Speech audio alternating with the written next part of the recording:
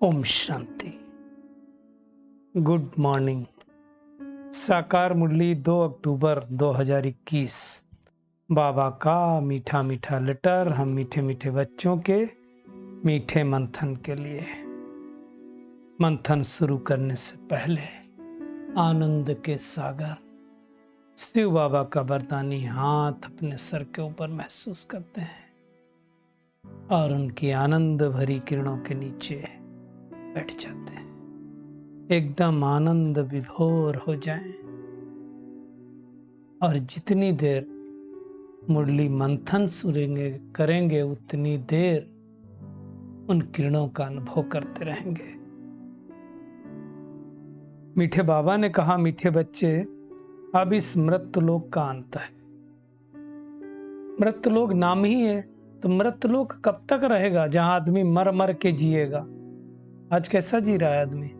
दुख में, अशांति में, परेशानी में, कितनी टेंशन है। तो मृत्यलोक में तो और कभी भी मृत्यु हो जाती, तो मृत्यलोक में आदमी को फिर कभी तो खत्म होगी ना इस दुनिया में। तो बाबा कहते हैं अब अंत है, अमरलोक की स्थापना हो रही है। जैसे अमरलोक की स्थापना हो गई मृत्युलोक समाप्त हो जाएगा। बाबा कहते हैं इसलिए तुम्हें मृत्युलोक वालों को नहीं याद करना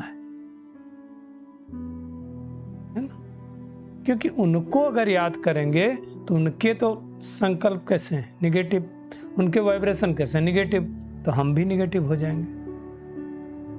आज का प्रश्न है, बाप अपने गरीब बच्चों को कौन सी स्मृति दिलाते हैं? गरीब है ना हम। क्यों गरीब है भाई? आत्मा की शक्ति चली गई तो गरीब ही हो गए ना। बाबा कहते हैं बच्चे, जब तुम वॉइसलेस थे, विकार मुक्त थे, पवित्र थे, तो बहुत सुखी थे। तुम्हारे जैसा साहूकार कोई दूसरा नहीं था। लक्ष्मी नारायण के पास कितना धन, तुम अपार सुखी थे। धरती आसमान सब तुम्हारे हाथ में था। अब बाप तुम्हें फिर से साहूकार बना रहे, कुछ बचा नहीं, भगवान फिर से बना रहा है हमको साहूकार। आज का गीत है, नयनहीन को राह दिखाओ प्रभु। कौन सा नेत्र? ये वाले दो नेत्र हैं, फिर क्यों मंदिर में जाकर के गाते नयनहीन को राह दिखाओ? ज्ञान रूपी तीसरा नेत्र की बात है, वो नहीं है, इसलिए भगवान से गाते हैं। ये गीत हम सब ने सुना। किसने सुना? आत्माओं ने सुना। आत्माओं के पिता को आत्माओं ने कहा नयनहीन के राह दिखाओ ना। कौन सा पिता? पारलौकिक पिता। एक लौकिक होता है, दूसरा पारलौकिक होता है। लौकिक बाप के बच्चे भी पारलौकिक बाप को याद करते हैं, है ना, हे बाबा या हे भगवान, हे ईश्वर, परंतु उनका नाम है शिव और उनकी निराकार की पूजा भी करते हैं। उनको ही सुप्रीम फादर कहा जाता है। लौकिक फादर को, बाप को थोड़ी सुप्रीम फादर कहेंगे। एक्चुअली आत्माएं भूल गई कि हमारा बाप कौन है। बाबा ने आकर के याद दिलाया, है ना। कब याद दिलाते हैं? जब भक्ति मार्ग में ठोकरें खाते खाते थक जाते हैं, भगवान को याद करते हैं कि हमको इन ठोकरों से छुड़ाओ, तब भगवान आकर के इन ठोकरों से हमको छुड़ाता है। कब छुड़ाता है? कलयुग और सतयुग के बीच, जिसको पुरुषोत्तम संगम युग कहा जाता है, यानी पुरुषोत्तम बनने का युग। पुरुष माने आत्मा, आत्मा के उत्तम बनने का युग इसी समय। और कैसे उत्तम बनेंगे? एक परमात्मा की याद से। वही बेहद का बाप आकर के जो आत्माएं भ्रष्टाचारी बन जाती हैं, उनको शिष्टाचारी बनाते हैं। आज से 5000 वर्ष पहले की बात है। यही भारत में सब स्वर्गवासी थे, अब नरकवासी बने। अब फिर से बाबा हमको स्वर्गवासी बना रहे, है ना। लक्ष्मी नारायण का राज्य था, फिर से स्थापित हो रहा। दुनिया में किसी को नहीं पता, लेकिन भगवान आकर के हमें ये बातें समझाता है। दुनिया में तो जिसकी पूजा करते हैं उसको जानते नहीं, उसको ब्लाइंड फेथ कहा जाता है। हम बच्चे तो जान कर समझ कर बाबा को याद करते हैं, है ना। ये समझने की बात है। बाबा ही आकर के हमको दुखों से, रावण राज्य से लिबरेट करता है। जैसे दुनिया में गांधी जी भी क्या कहते थे, राम राज्य चाहिए, यही मांगते थे ना। सब स्वर्गवासी बनना चाहते हैं, नरकवासियों का हाल देखो क्या हो गया। इसलिए इसको कहा जाता है हेल डेविल वर्ड, दैत्य वर्ड। दैत्य कोई सींगें लगा हुआ व्यक्ति नहीं होता है, जिसके अंदर आसुरी संस्कार हो, दैवी संस्कार ना हो, उसको दैत्य कहा जाता है, डेविल कहा जाता है। यही भारत डीटी वर्ड था, देवी देवता का राज्य था, अब ऐसा बन गया। तो बाबा ही हमको समझाते हैं कि तुमने 84 जन्म लिए हैं ना, कोई 84 लाख नहीं लिए, है ना। ये समझने की बात है। बाबा कहते हैं असल में तो तुम शांति धाम के रहने वाले थे, फिर यहाँ पार्ट बजाने आए हो, है ना। पार्ट बजाते बजाते 84 जन्म पूरे हो गए। 84 लाख जन्म हम नहीं लेते, योनियां जरूर 84 लाख है। ये सब बातें बाबा समझाते हैं। आधा कल्प भारत स्वर्ग, तब कोई भी पतित नहीं, और आधा कल्प भारत नरक, जब कोई भी पावन नहीं, है ना। ये पतित दुनिया, ये बात परमात्मा समझाते हैं, पर तो नाम तो डाल दिया श्री कृष्ण का। अब कृष्ण भगवान तो नहीं हो सकता ना। कृष्ण भी कृष्ण कैसे बना, शिव परमात्मा ने बनाया। ये समझने की बात है। दुनिया में तो सब कुछ भूल गए, अपने धर्मशास्त्र को ही भूल गए। मुख्य 4 धर्म है। पहला धर्म आदि सनातन देवी देवता धर्म, दूसरा धर्म इस्लामी धर्म, तीसरा धर्म बौद्ध धर्म, और चौथा क्रिश्चियन। ये मुख्य 4 धर्म है। वैसे भगवान आकर के ब्राह्मण, देवता और क्षत्रिय, इन 3 धर्मों की स्थापना करता है, बाकी सब अपने आप होते हैं। तो 21 जन्म हम सुखधाम में थे। फिर द्वापर युग से रावण राज भक्ति मार्ग चालू हुआ, है ना। भगवान आता भी कब है, जब घोर अंधियारा हो जाता है, गुड्डे गुड़ियों की पूजा करने लगते हैं, पत्थर ठिक्कर भत्तर में भगवान को खोजने लगते हैं, तब भगवान आकर के ब्रह्मा द्वारा एक ज्ञान सुनाता है। हम गाने लगते हैं नयनहीन को राह दिखाओ। तो आज से 5000 वर्ष पहले भी बाबा ने हमें साहूकार बनाया था, आज फिर से बना रहा है। इतना बाबा कहते धन दिया था, कहाँ गंवाया। कितने साहूकार थे, क्या कहेंगे। मंदिर में, पूजा में, पाठ में अंग्रेज लूट के ले गए, इसमें ही तो सब गया। अब सारी सृष्टि पर रावण का राज्य है। खाली लंका में थोड़ी रावण का राज्य है, पूरी सृष्टि में, और अभी भी चल रहा है। भारत वॉइसलेस था, विशेष है, भगवान फिर से उसको वॉइसलेस बना रहे हैं, है ना। जो दैवी संप्रदाय थे 84 जन्म भोग के आसुरी संप्रदाय बन गए, फिर से दैवी संप्रदाय हम बन रहे हैं। ये सब बातें बाबा समझाते हैं। तो बाबा कहते हैं कि देखो, तुम्हारे जैसा सुख किसी को नहीं मिल सकता। धरती आसमान सब कुछ हाथों में था, फिर से मिलने वाला है ना। शास्त्रों में कल्प की आयु लाखों वर्ष बता करके सबको कुंभकर्ण की नींद में सुला दिया है। शास्त्रों में तो ऐसा लिखे। अब शास्त्र किसने लिखे, हमारे आप जैसे मनुष्यों ने लिखे, ये कोई समझता नहीं। बाबा कहते दुनिया कुछ भी नहीं समझती, ये भी नहीं जानते राधे कृष्ण का क्या संबंध था। राधे कृष्ण अलग अलग एरिया के थे, स्वयंवर हुआ तो लक्ष्मी नारायण बने, ये भी किसी को नहीं पता है। ये सारी नॉलेज बाबा ही देता है ना। बाबा मुख्य रूप से कहते हैं आत्माभिमानी बनो, याद करो मुझ अपने परमपिता परमात्मा को याद करो, और याद करने से सतो प्रधान बनेंगे। मुख्य बात यह है, इस समय सारी दुनिया रावण के पंजे में है।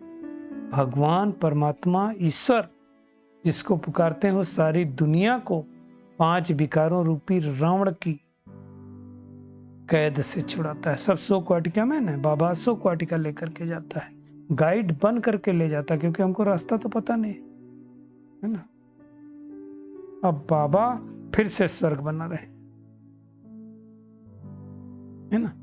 तो वैसे तो 3 बाप, एक लौकिक, दूसरा अलौकिक, तीसरा पारलौकिक। लौकिक बाप को सब जानते हैं, पारलौकिक बाप परमपिता परमात्मा शिव, और तीसरा हो गया अलौकिक बाप ब्रह्मा, है ना। ये सब बातें बाबा समझाते हैं। अभी है नरक, भगवान आकर के स्वर्ग की स्थापना कर रहे हैं, है ना। तो बाबा कहते हैं मुख्य बात है अपने को आत्मा समझकर बाप को याद करो तो तुम पावन बन जाओगे। कोई देनदारी को याद नहीं करो, साथ साथ ये है अब मृत्युलोक समाप्त होने वाला है, अमर लोक की स्थापना हो रही है। इसके बाद सारे धर्म खलास हो जाएंगे, खत्म हो जाएंगे। एक देवी देवता धर्म चलेगा सतयुग में, अर्थात लक्ष्मी नारायण का राज्य होगा, फिर त्रेता में राम सीता का राज्य होगा। ये पक्की रीति से समझ लेना कि कोई भी मनुष्य को सदगति नहीं दे सकता है। तो अब बाबा कहते तुम हो ईश्वरीय संतान। बाबा से हम राज भाग ले रहे हैं ना, प्रजा तो बननी है, कोटों में कोई राजा बनते हैं, प्रजा तो लाखों की करोड़ों की संख्या में बनेगी, है ना। सतयुग है फूलों का बगीचा और अभी है कांटों का जंगल। रावण राज्य बदल रहा है, विनाश तो होना ही है ना। ये ज्ञान बाद में प्रायलोप हो जाएगा, इसलिए रहता नहीं। तो अब क्या करना है, अपना वर्षे का हक ले लेना है। जो लोग सर्वव्यापी कहते हैं उनका तो वर्षे का हक भी खत्म हो जाता है। बाबा कहते हैं 84 जन्म वही लेंगे जो सतयुग आदि में आएंगे। अभी क्रिश्चियन आज से 2000 वर्ष पूर्व आए, मैक्सिमम 40 जन्म होते होंगे। ये सब समझने की बात है। भगवान को ढूंढने के लिए कितने धक्के लोग खाते हैं, बाबा कहते हैं तुम धक्के नहीं खाओगे। ये समझने की बात है। सतयुग, त्रेता युग कर्म कर्म, द्वापर कलयुग कर्म विकर्म, और इस पुरुषोत्तम संगम युग में हमारे सुकर्म होते हैं, श्रेष्ठ कर्म होते हैं। तो आज सारा दिन क्या करना है, एक तो बेहद का वर्षा लेने के लिए हमें श्रेष्ठ कर्म करने हैं। अब धक्के नहीं खाना, हमें भगवान मिल गया तो उसके बताए गए मार्ग पर चलना है। और बाबा ने जो स्मृति दिलाई उस स्मृति से अपार खुशी में रहना है। एक बात अंडरलाइन कर लेना, किसी भी देहधारी को याद नहीं करना। आज का बाबा का वरदान है, निमित्तपन की स्मृति द्वारा अपने हर संकल्प पर अटेंशन देने वाले निर्वाण स्वरूप भव। बाबा कहते हैं निमित्त बनी हुई आत्माओं पर सभी की नजर होती है, ये तो पक्का है। जो निमित्त बन के कार्य करता है उसको तो सब देखते हैं। इसलिए निमित्त बनने वालों को विशेष अपने हर संकल्प पर अटेंशन रखना पड़ता है। संकल्प श्रेष्ठ नहीं होंगे तो किसको कौन से वाइब्रेशन मिल जाएंगे। अगर निमित्त बने हुए बच्चे भी कोई कारण सुनाते हैं, कोई अपनी कमी कमजोरी सुनाए, माया से हार गए वो सुनाए, तो उनको फॉलो करने वाले तो अनेक बातें सुना देंगे। अगर निमित्त बनने वालों में कोई कमी है तो वो छिप नहीं सकती, वो कमी तो सबको दिखाई देगी। इसलिए बाबा कहते हैं विशेष अपने संकल्प, वाणी और कर्म पर अटेंशन दे, निवारण स्वरूप बनो। कारण स्वरूप नहीं, निवारण स्वरूप, है ना। तो निवारण स्वरूप हमको बनना है। स्लोगन है, ज्ञानी तो आत्मा वो है जिसमें अपने गुण व विशेषताओं का भी अभिमान हो, है ना। किसी चीज का अभिमान नहीं होना चाहिए, निर्माणता होनी चाहिए, है ना। इसको अच्छी तरह से समझना है। फिर मातेश्वरी जी ने जो महावाक्य उच्चारे उसमें कहा, दुनिया में देखो कोई भी मनुष्य हो तो उसको जरूर सोचना चाहिए कि हमारी एम ऑब्जेक्ट क्या है। अपनी दिल से पूछना चाहिए कि अगर हमारी एम ऑब्जेक्ट है तो हमारे जीवन में कितना परिवर्तन हुआ। तो हमें अपने आप से पूछना है कि हमारी एम ऑब्जेक्ट अगर देवी देवता बनना है तो हमने कितने देवी गुण धारण करने, वो चेक करना है ना। एक रात होती है और एक दिन होता है, तो रात के बाद तो दिन आता ही है। इसी प्रकार कलयुग के बाद सतयुग जरूर आएगी, समझना है। दूसरी बात है निराकारी दुनिया। इस समय 3 दुनिया, निराकारी दुनिया, आकारी दुनिया और साकारी दुनिया। निराकारी दुनिया परम धाम, आकारी दुनिया सूक्ष्मतन और साकारी दुनिया यहाँ। यही कलयुग और सतयुग होता है, यही स्वर्ग और नरक होता है ना। आकारी दुनिया हमेशा नहीं होती है, द्वापर युग से चालू होता है। ये सब बातें अच्छी तरह से समझना है। चलिए परमात्म किरणों के नीचे बैठ जाते हैं और महसूस करें मैं पद्मा पदम भाग्यशाली आत्मा। अब इस मृत्युलोक का अंतिम समय आ गया है, इसलिए हमें बड़े प्यार से अपने पिता को याद करके अमरलोक की दुनिया में जाने की तैयारी करनी है। महसूस करें बाबा की किरणें हमारे ऊपर बरस रही हैं और मैं आत्मा संपूर्ण सतो प्रधान बनती जा रही हूँ। मन बुद्धि मेरा स्वच्छ होता जा रहा है। हमारा ज्ञान का तीसरा नेत्र खुल चुका है। अब हमें सिर्फ श्रेष्ठ कर्म करने हैं। अब भक्ति का कोई भी धक्का नहीं खाना है। अपने हर संकल्प पर अटेंशन रखना है और इसी समान में स्थित रहना है कि मैं निमित्त बनी हुई आत्मा अनेक आत्माओं को ज्ञान गुणों शक्तियों से संपन्न बनाने वाली आत्मा हूँ। इसलिए मुझे अपने वाणी को मृदु, संकल्पों को श्रेष्ठ और कर्म को सुखदायी बनाना है। ज्ञानी तो आत्मा बनना है, अपने गुणों और विशेषताओं का भी अभिमान नहीं करना है। शुक्रिया मीठे प्यारे बाप दादा, शुक्रिया आप सभी का इस मीठे मंथन के लिए। ओम शांति।